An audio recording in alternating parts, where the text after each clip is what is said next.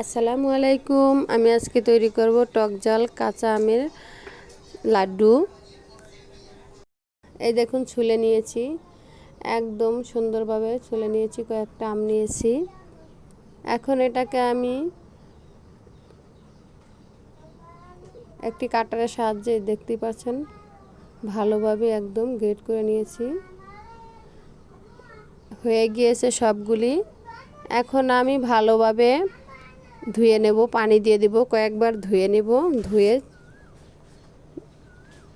ভালোভাবে একটু নেড়েচেড়ে ধুয়ে দেব যাতে টকটা কমে যায়। একদম চেপে চেপে ধুয়ে নিতে হবে। আমি এরকম করে কয়েকবার ধুয়ে নিয়েছি। এই যে দেখতেই পাচ্ছেন কতটা ঝরঝরে হয়েছে।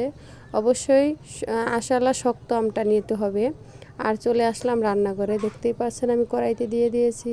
দিয়ে দিব 2 কাপ পরিমাণ চিনি।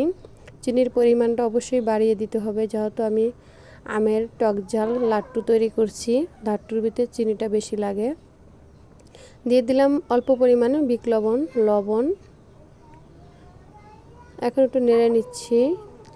তারপরে দিয়ে দেব চিলি ফ্লেক্স 1 চা চামচ, পাঁচফোড়নের গুঁড়া 1 চা চামচ। একটু ভালোভাবে নেড়ে চেড়ে মিক্স করে নিচ্ছি। দেখতেই পাচ্ছেন কতটা পানি বের হয়েছে, আর এই যে হয়ে গিয়েছে দেখতেই পাচ্ছেন। এরকম আরেকটু কষিয়ে নেবেন, তাহলেই হয়ে যাবে। আর এরকম হাতে বা না বাজলে মনে করবেন হয়ে গিয়েছে, অবশ্যই ঠান্ডা করে নিতে হবে। দেখতেই পাচ্ছেন কত সহজে কাঁচা আমের টক ঝাল লাড্ডু তৈরি হয়ে গিয়েছে।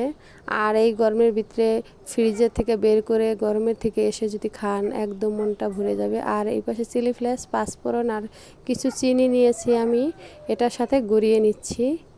আর এই যে তৈরি হয়ে গিয়েছে আমার টক ঝাল কাঁচা আমের লাড্ডু। আর কত সহজে তৈরি করলাম দেখতেই পাচ্ছেন। আপনারা অবশ্যই বাসায় তৈরি করে দেখবেন, আর খেতে তো অন্যরকম স্বাদ।